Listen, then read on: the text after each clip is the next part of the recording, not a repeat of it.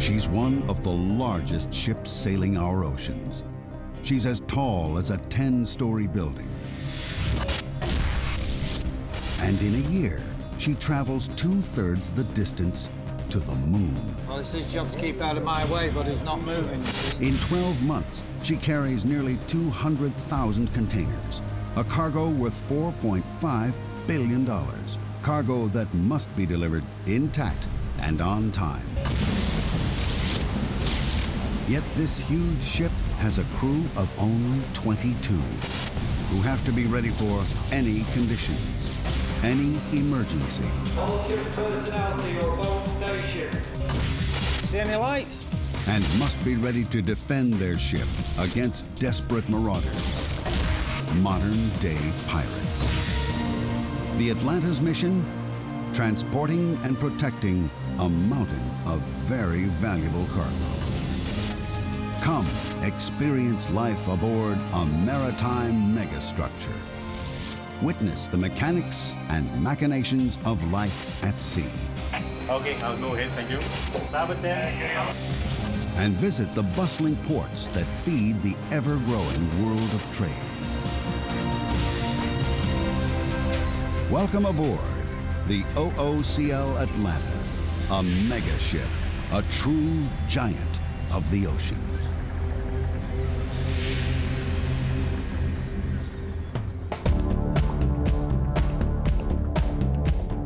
The Atlanta is one of the latest and largest class of container ships. Known as Post-Panamax, she and her kind are too wide to sail through the Panama Canal. If she were a naval vessel, she'd be the equivalent of an aircraft carrier with a crew of several thousand men. The Atlanta has a crew of just 22, ranging from a handful of ordinary seamen who work to keep the Atlanta shipshape at all times. 5 engineers keep the ship's engines, power plants, and operating systems up and running. And a team of 4 officers work in shifts around the clock. Junior officers stand watch and keep a close eye on the weather.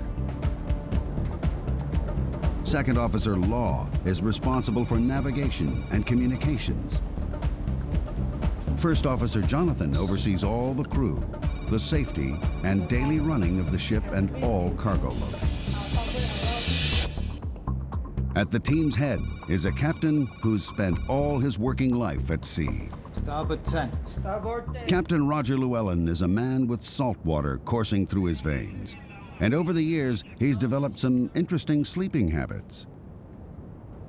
One eye open, always. We sleep with one eye open because at 25, 26 knots, you've got to jump out and up there. Up there is the bridge, and that's where the sailor who never sleeps has spent most of his last 30 years.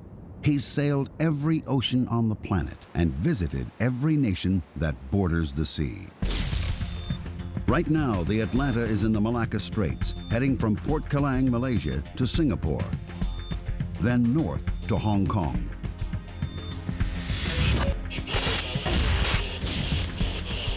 It's a hectic schedule on a crowded route. 050. A lot of traffic not doing what they're supposed to do, a lot of traffic not reporting. So you've got to have eyes at the back of your head. You've got to keep an eye out for everything moving, especially small coastal traffic. We've got one here, not reported, you see. He's trying to get across the bow. When the Atlanta blows her horn, you'd be well advised to move out of her way. Her vital statistics are staggering. From bow to stern, the Atlanta is 323 meters long. That's over 1,000 feet. In fact, if you could tip the Atlanta up on her bow, she'd edge out the Eiffel Tower. The area of her top deck is greater than 2 football fields. Fully laden, the Atlanta weighs more than 300 jumbo jets. On her normal route, she carries cargo from Southeast Asia to the west coast of America and back again every 42 days. These ocean giants make the Earth very small. It is a village, because one minute we're in the east, Next minute we're in the West. Very little time between the two. So we're constantly plying the world with manufactured goods.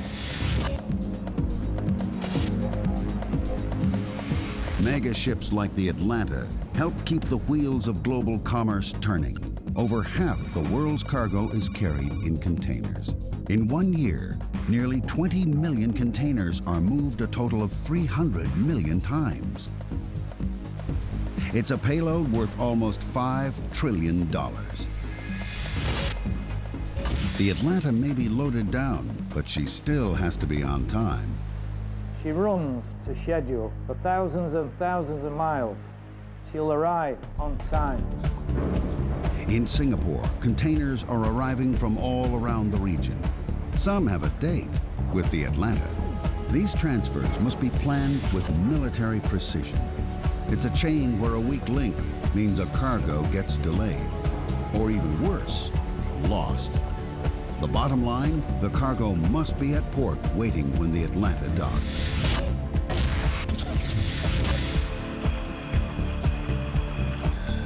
Two particular pieces of cargo due for the Atlanta started their journey several thousand kilometers away in Australia.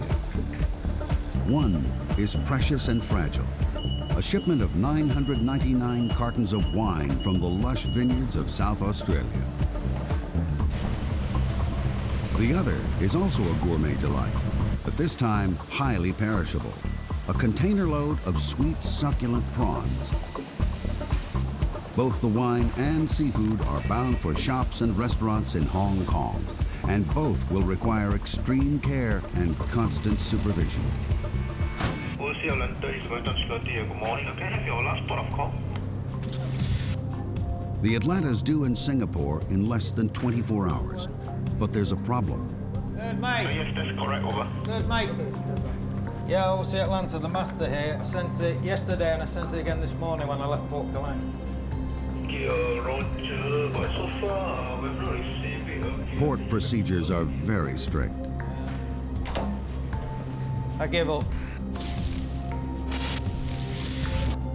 Without the right paperwork, ships can't enter a country's waters.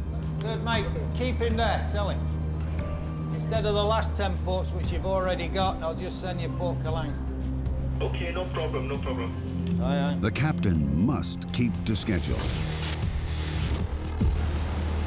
He has 2,200 containers to move in Singapore. And he must get there on time. The Atlanta is steaming towards Singapore Harbor and the planned 2,200 container moves. This megaship is purpose-built for one thing only: to carry cargo. A mountain of cargo. All up, she can carry 8,063 20-foot containers. These are the lashing bars and the turnbuckles. These are 20 foot. You can load 20s and you can load 40s, either or.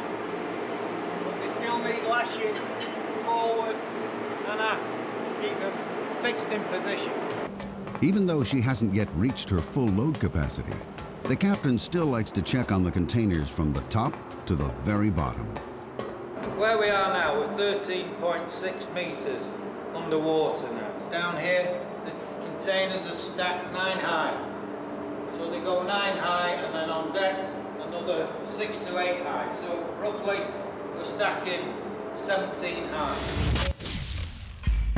From the very bottom of the stack, over 13 meters below the water, the containers rise over 44 meters. On land, it would look like a city block rising 10 stories. If laid end to end, those containers would stretch further than an Olympic marathon, nearly 50 kilometers. A little over 40 years ago, it was a different story. Products like wine would have been transported